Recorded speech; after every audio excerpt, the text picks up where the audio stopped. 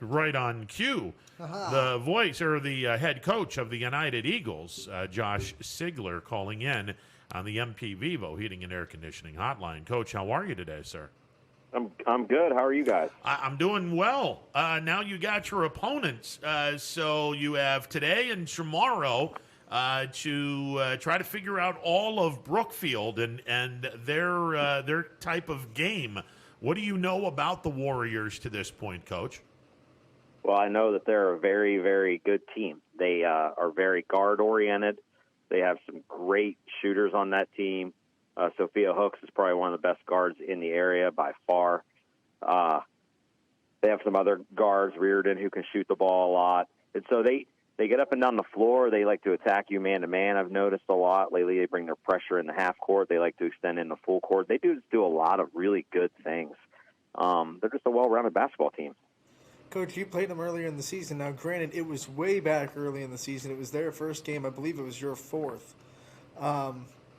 What kind of things can you learn even from back then about things that worked for you guys, things that didn't, that you can take into this next matchup in the tournament? Well, I think it was such a long time ago, earlier in the season, like you said, and both teams have been through so much throughout the year. I mean, as soon as we played that game, Brookfield went on quarantine immediately following that. And so they took a month off virtually. We were fortunate enough to keep going. So I think both teams are very different than they were back then. I know, speaking for my team has come a long way. I mean, we have a very young basketball team. We've gotten better and better each game. We don't exactly have a prolific scorer on our team. We have a more of a well-rounded scoring team. We have somebody different every night that contributes double figures. So preparing for us, I think, is a little bit different. But that team, when it comes to Brookfield, I think they've just gotten more mature as their year has gone on. They've become even far better shooters than they were earlier in the season. And I think their defense, watching games they've played, has really increased since the last time we played them. They really get after you. They really want to get the ball out, and they really want to go. So for us, we're going to have to really take care of the basketball, and we're going to have to really, really clamp down and cut down on their breakouts to keep them within the half-court set. Coach, Anthony and I have talked about this. It seems to me that the balanced teams are going to be the teams that are going to go places in the tournament. I mean, it's so easy come tournament time if you have one dominant scorer and two or three role players that don't always go into double figures but have the ability to. It's easier to defend that team. You make the choice of, okay, do we let the ball dominant player get hers and shut down the rest of the team, or do we shut down the ball dominant player and take a chance on the role players not getting the ball into the basket? And it's so much more difficult to defend a team that has all kinds of balance, because you can't put the clamps on one person because you have other people that are right there that are going to take up the slack. I completely agree with you, and I think that has a lot to do with the success that we've had this year. We've been able to put 5 players out there that can run the floor, can play defense, can do a little bit of everything, but then we also have players on the bench that we can lean on right away as well. So we're pretty fortunate when it comes to that. We also have some length on our team that allows us to create matchup problems for other teams and make them have to pay attention, not particular to one girl, but how about this girl or that girl? I think Brookfield's a lot like that as well. I mean, Sophia Hook is a very good basketball player, but they also have Audrey Reardon and Katie Logan. Those two can really shoot the ball as well. And of late, Katie Gibson has really stepped up for them too. So the more spread out of shooting that you get per team, you couldn't be any more correct on how much harder it is to defend and how much harder it is to prepare for them, because night in and night out, it can be somebody different at any moment. You have a really young team, and last night we saw a really young team in Liberty go to Kirtland and upset the Hornets. It can be a very big advantage having a young team in a tournament, because the phrase I use is they don't know what they don't know. So the stage doesn't get too big for them because they don't understand what the stage really is. Do you kind of have that kind of mindset as a young team can really have an advantage in this tournament, and you can have a bunch of players that kind of don't understand not don't understand, but don't get too caught up in the lights because they just want to go out and play? Yeah, I think that is very true, Anthony. I think a lot of times these kids, the younger they are, they seem to be a little bit more relaxed because I think that the pressure really isn't on them yet. And I agree, they don't know what they don't know. And I think that once they get in there and they get some experience involved, then it becomes more pressure related, especially the younger you are, because you know that that team is going to come back again next year as a whole. And so you want them to gain that experience. You want them to understand what it's like. But you also want them to relax and just play basketball. I was listening to Coach Blash earlier, and like he had said last year, maybe his team had a little bit of nerves last year because they were juniors and senior oriented, and this year he expects them to be a little bit more relaxed as seniors. And so it kind of goes in waves, I think. I said, the younger they are, the less nervous they are. And then they kind of plateau their maybe junior year, and as nerves set in, then when they get to be freshmen or seniors, they become more relaxed because they know what's expected of them. They know what's at stake. And so I agree. I think, and I can really see that in practice with my team. Right now, we're very relaxed in practice, not because we're not taking our next opponent seriously. We are. We take our opponents very seriously in practice. It's just the fact that these kids are just, they're on the basketball floor. They love to be there, and they just want to get better every day, and they just look at what's in front of them. They never look behind them. And so they don't know exactly what they have to play for. I mean, they know they know that season's at stake, but they just want to go out and play that next opponent as hard as they can, as best they can. Coach, we've been talking an awful lot about how the growth of basketball has really changed this sport in a good way. And, I look at the two conferences that these two teams, your team and Brookfield, look, the MVAC gray tier, I did a lot of Crestview games this year. That conference is brutal. I mean, you got Brookfield, you got Champion, you got Liberty, you got LeBray, you got Crestview. I mean, it's a dog-eat-dog conference. But then you look at the EOAC, you got Palestine, you got Valley Christian, you got Leetonia, you got United, you got Southern, you got Columbiana. I mean, that is a top to bottom, both conferences. And I'll even throw in the Scarlet tier in the MVAC. You want to talk about some solid basketball. Those two conferences and those three divisions are, in my mind, some of the best basketball for D3 and D4 schools in this area. And the conferences have prepared all of these teams for success in the postseason. I couldn't agree with you anymore. I think that MVAC, it is just a brutal conference, top to bottom. I said they prepare each other throughout the year, playing that top-notch competition. And if you notice, it seems like every night there's a 2-point game, a 4-point game in that conference. This team beats this team this night, but the next time that team gets them, or if they beat them twice, it's by marginal, very, very small numbers. And really, both sides of the MVAC are unbelievable, and they really, really know how to play basketball up there. And I really envy that conference. And not to mention, next year when they add Garrettsville, Garfield, it's going to be even more unbelievable.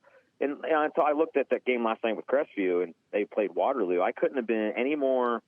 I sat there and I said to a friend of mine that I was talking to, and we talked about how each game prepares each other for that. That Waterloo game last night with Crestview, that was probably the best game Crestview could have had to play against, because that Waterloo team gave them everything they wanted. It prepared them soundly for their next opponent, because that Waterloo team is good.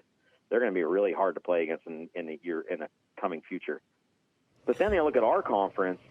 We're the same way. We have a lot of really good guards in our conference, with Grace Whitmer and Gill up at Valley and Fristic at Palestine. You got a lot of guards who can run, got a lot of guards who can shoot, and they can really get up and down the floor and play really good defense. So that prepares every team, I feel, for a playoff run. And the more they play each other and the more balanced it becomes, it really, really makes focus of that. I mean, granted, there's some, they're always going to have some lesser teams in each conference, but they play hard too. They play hard every night. You cannot sleep on anybody in any conference if you really want to make yourself better and really want to get forward in the season and in a tournament ahead. The last time we talked to you, you guys were just turning the corner on a winning streak. It was starting, we're turning around from the start you had. Now we're at the end of the regular season and getting into tournaments. That winning mentality did not change at all whole season. What was it like for you to kind of see the girls continue to put in the work and continue to execute on the floor and get the wins they got, even long after they had that little winning streak after the rough start? Yeah, I mean, early in the season, we really struggled at first finding identity. Last time I talked to you guys, and faced a little adversity, and we went on a 9-game winning streak halfway through the season, and every game, we played a Crestview, we were able to get a win against Aaron's team, and then we just kept rolling. We were able to get a win against a very good Jackson Milton team. So the teams really started to buy into what we were doing. We were able to beat Columbiana the second time and beat Valley the second time. And they were like, all right, we can play. We're doing all right. We're learning. And everybody kept talking about how young we were. But the team wasn't listening to that. And what it was it was starting to create a winning culture. And we talk about culture all the time with our kids and how some teams have to turn the light switch on to get themselves moving.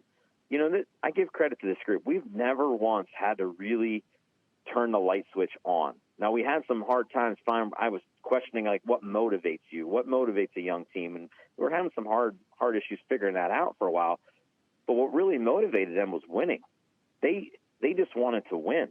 And then that winning culture went into the JV team, and the JV team sitting on the bench, and then now they're into it. And our fans have been unbelievable over the last 2 weeks. They've really showed up, and now that culture has gone into them where we expect them to stand up for everything. And it just bleeds it. It just breeds it.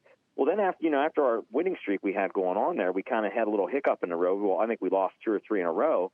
But then we got right back on the horse again. So that was kind of nice to see how a team can go from winning to having a few hiccups and then getting back to winning again. And when you can do that as a young team, that really, really sets a good goal for the future. And it shows that they have an identity now, and they really want to set that culture moving forward to any kid possible. Coach, we talk all the time about challenging kids, and next year when hopefully COVID is kicked to the curb and we have fans in the stands of 100% instead of 15%, but I digress. When all of this happens, you get an opportunity. Anthony and I have been talking about you always want to challenge your kids, and whether that means taking a trip to the Akron area, taking a trip to the Canton area, taking a trip to the Cleveland area. It dawned on me, you don't have to go very far outside of the MVAC gray or scarlet tier to challenge your kids. Now, that doesn't mean that you can't make a trip and take on an East Canton or a team in the Summit County area, Stark County area, but you play enough teams non-conference out of the MVAC gray or scarlet tier, you got yourself a heck of a good schedule when you include your conference games next year. Yeah, we're really trying to focus on that next year. We only have 2 seniors on our team, and so we virtually have everybody coming back. And we really wanted to focus on looking ahead to next year on how we can improve our scheduling for next year. No disrespect to our conference, because our conference is what it is. It's going to be challenging every game and every game out. But we also wanted to see what we could do more out of the conference. We wanted to up our level a little bit. So we went out and we were able to now schedule. We automatically always play a team in Salem. Salem's a really good D2 school. We wanted to challenge ourselves even more. We got Ursuline on the schedule next year, who's a solid D3 school. We got Poland on the schedule next year, who's one of the best D2 schools in the area, maybe not even in the state.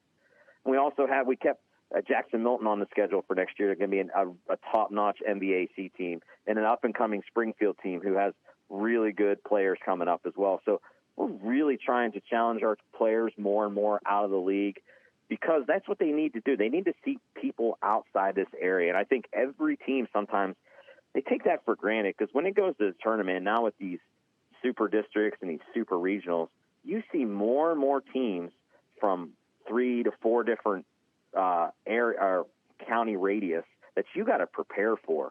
And if you don't, you're going to be in big trouble come the postseason, because those teams play a different style of basketball than you are ever accustomed to seeing. Yeah, you can see it on film, you can hear what another coach has to say, but unless you see it in person, unless your kids see it in person, they need to experience that. They need to go to another gym. They need to see the brighter lights, the different color floor. They need to see that stuff and see what style those teams play. And it's, you know, you look at last night when Liberty knocked off Kirtland.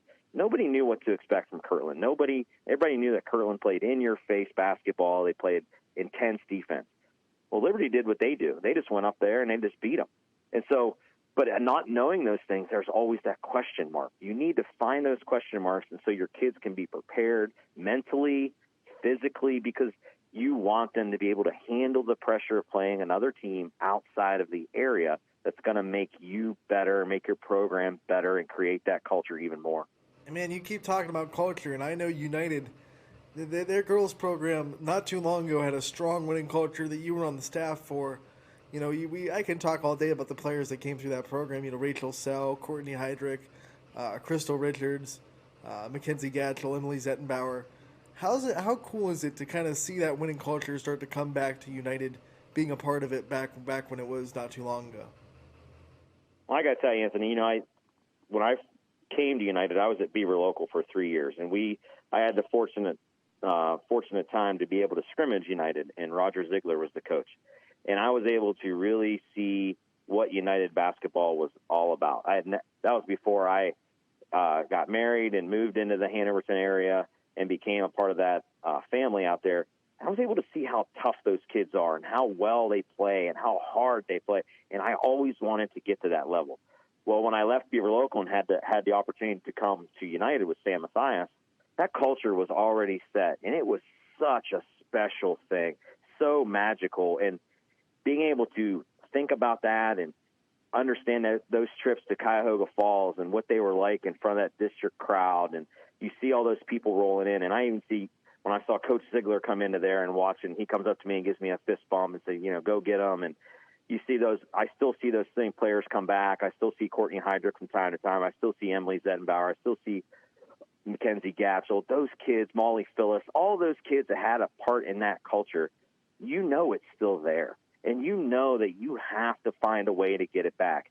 And seeing what's going on now and seeing our fans and how they're reacting to everything these kids do, it reminds me so much of back in the early 2000s, 2010, 11, 12, 13, when that was there, when it was expected, and the fans were going crazy, the kids were going crazy, and now it's kind of come full circle, and now I see it, and it really gets me excited because I know what it was like. I know that this team has all the capabilities of getting to that spot. And so recreating that magic, is it hard? You better believe it's hard. And it's one of those things that I've always wanted to do and get back to that. And this team, I really feel, has that magic with them and that drive and the depth and the length of each player. It's there, Anthony. And I really feel in the next couple of years we could really make it magical again. You know, as speaking from someone that graduated from a school in Columbiana County, I graduated from Leetonia. The trips that we used to make, Hanoverton was one of those places that you just didn't want to go to. You did not want to go to Hanoverton because the people were intense. The program was always intense. And it's other than Sebring in basketball, and that was on a completely different level because Rick Brook had, I swear to God, he had magic beans in Sebring every year. But United was right up there because the floor, the environment, everything is just it's everything you want to have in a program. And I'm happy that you guys are going to be getting that back very, very soon, Coach.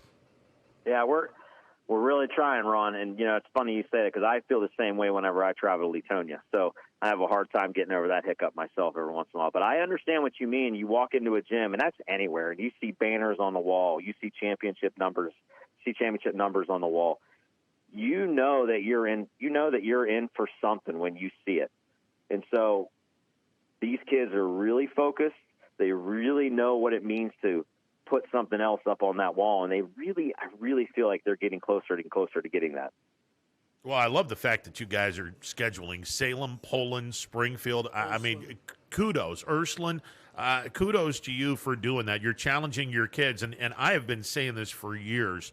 Look, in football, it's different because you have to be able to schedule wins. Otherwise, the computer's never going to put you into the playoffs. You're never going to be in the top 8 or next year a top 12.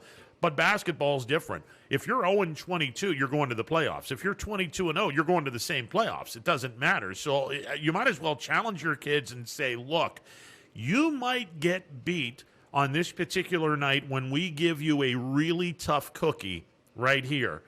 But that tough cookie is going to do so much more for you than if you were to win by 85 points against a team that's the equivalent of stepping over a Sunday paper. Oh, I agree with you more. And, the more – and now that we're in these super districts and super regionals, and when you're going to seed teams and you look at the bios of these teams and you see who they played and the quality wins they played, and you see that they played this team but only lost by – they played Salem, but I only lost by 2. I played Ursuline, but I lost by 5.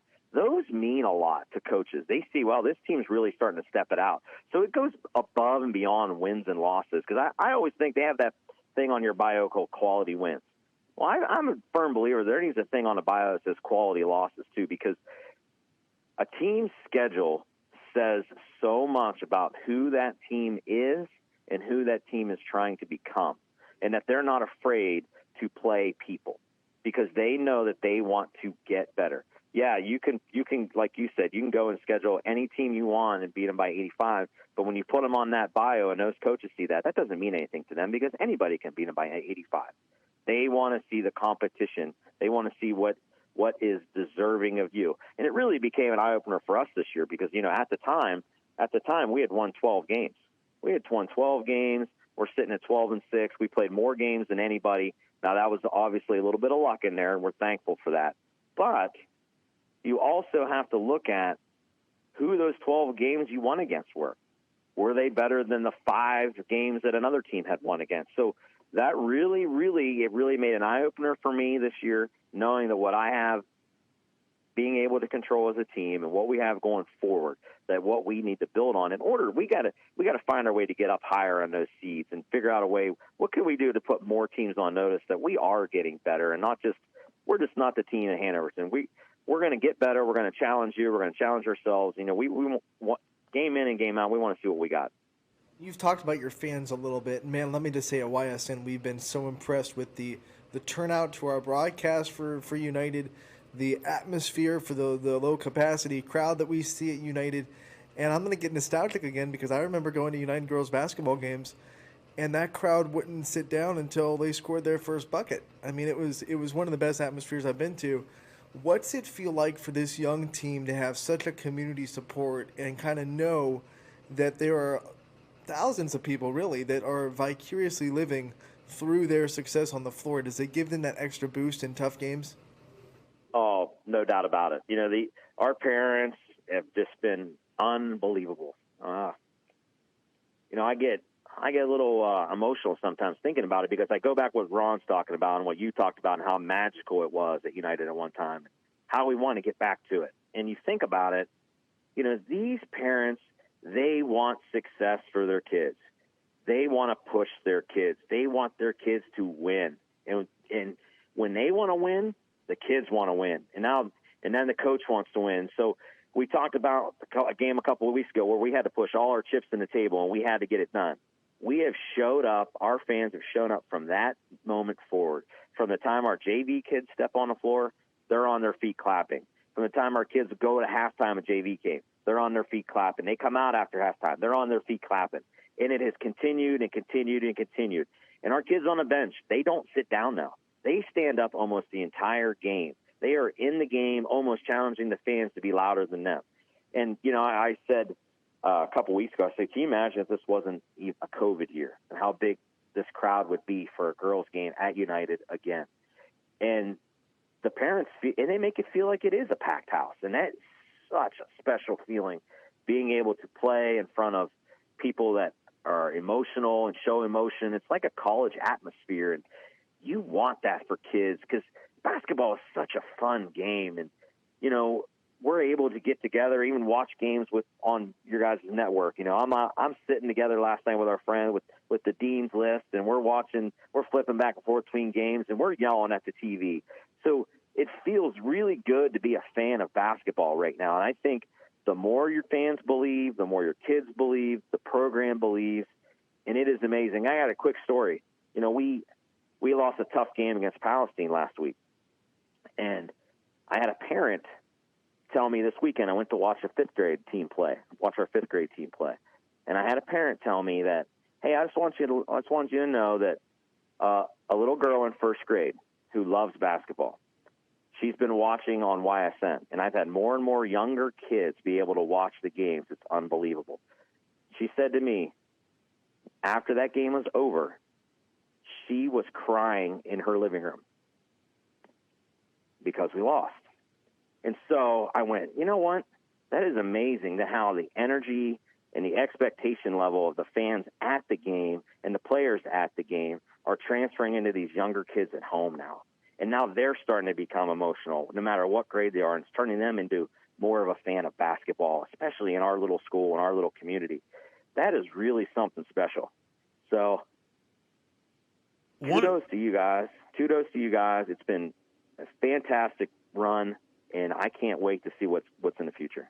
Coach, is it safe to say that probably the only positive that has come out of COVID this year is the fact that the bench is a lot more vocal? And now when we kick COVID to the curb and we finally get the 85, 90, 100% capacity in the gym, I hope that the players will still be every bit as jacked up and emotional and yelling and screaming on the bench, because I just think this is probably the only good thing that's come out of COVID, the fact that kids on the bench are now paying attention, because nothing pissed me off more than watching a bunch of kids not paying attention to what's going on while they're sitting on the bench. Oh, there's no doubt about it. Well, I think that has a lot to do with expectations of what you want as a coach, too. I think that filters down. I've seen a lot of programs where, I look at a Walt DeShields at West Branch. That is expected of his kids. Those kids stand up. They pay attention. They know what's going on at all times. And so for me, I take a little something like that from a great coach and Coach DeShields, and I want to inflict it in my own program, because I know that is something that should be expected of each player. And you're right. When they're paying attention, they become more emotionally involved in the game, not so much from a paying attention aspect, but a desire aspect. Now when their number's called, they are fully ready. They got the blood flowing. They're ready to get in there and do exactly what their teammate was doing as well. So I think that by far it's an expectation level of a coach, and there's no doubt about it that the COVID part of it helps. But I do think that whenever everything goes away and the dust settles, I know, for one, that team at United, they'll always be standing up, because those players know what it means to be invested in now. Those players know now any of those kids that come back into the program, whether they're coming from 8th grade, 7th grade, or a new kid in high school, they're going to say, hey, during games, we stand up. During games, anytime someone comes off the floor, we make sure we get a high five from everybody until we sit back down. And so that is a culture part of it. That is an expectation part of it. And now that it is filtered through everything, there's no doubt about it. It will continue. Coach, before we let you go, I want to bring you in on a conversation that me and Ron have been having earlier in the show, and I know you've seen a lot of great moves as a basketball coach. We have the argument, Ron's on the other end of me, Euro step / jump stop in basketball, is it a travel or is it not? Oh, gosh. Thanks, guys, for putting me on the spot on this one. Be careful with how you answer this, Coach. All right? I know. Well, here's my answer. You're right. I think it developed totally in the boys' game, and the girls have become so good at it now by mimicking that step. Some officials automatically think it is a travel because they're not used to seeing it on the girls' side. Now, I'm a big fan of the good old-fashioned jump stop. I really am. But I do see a time and a place for it, for that Euro step, to get around that girl that's set. So, to me, that's a tough one. I also, it's a perception thing. So, I mean, if you're good enough to do it, go for it. If you're not, just stick with the jump stop. Yeah, that's a politician's way of keeping it out. I think it's traveling. I'll tell you, I don't know if you remember, but Sierra Parks played in 2011. I think she graduated at Free United. She had a killer jump stop in the high post. It was almost impossible to stop when she was shooting well. So you're right. Sometimes a good jump stop is all you need. The good jump stop and the head fake. That's Yeah. anymore. The head fake is one of the most lost arts of the game anymore. And seriously, and it's not just a head fake. I mean, you gotta go all in on this. Especially if you're in the low block trying to get someone up. I keep telling kids, go down and bend your knees down and spring up real quick, like you're about to go up for the shot, and see if they bite on that. And some, well, I would say a high majority of them do. But I'm with you, Coach. The head fake and the demonstrative way of doing a head fake, that art has been gone, and I hope that reappears at some point. I see it a lot. It's not gone. Yes, I agree.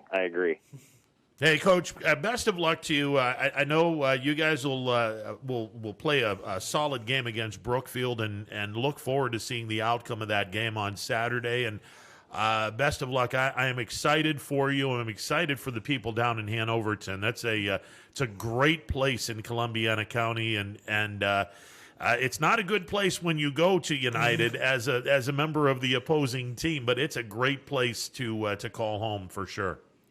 I appreciate that, Ron. It is. It's a special community. That community is all in and everything they do. They work hard. They have high expectations for everything they do, and I couldn't be prouder to be a part of that community and coaching staff. We really work hard to make everybody proud. Go Eagles. There you go. Best of luck on Saturday, Coach. Hey, thank you, guys. Thank you again. All right, see you. Coach Sigler from United. That place No, it's that place terrified me whenever we went to United.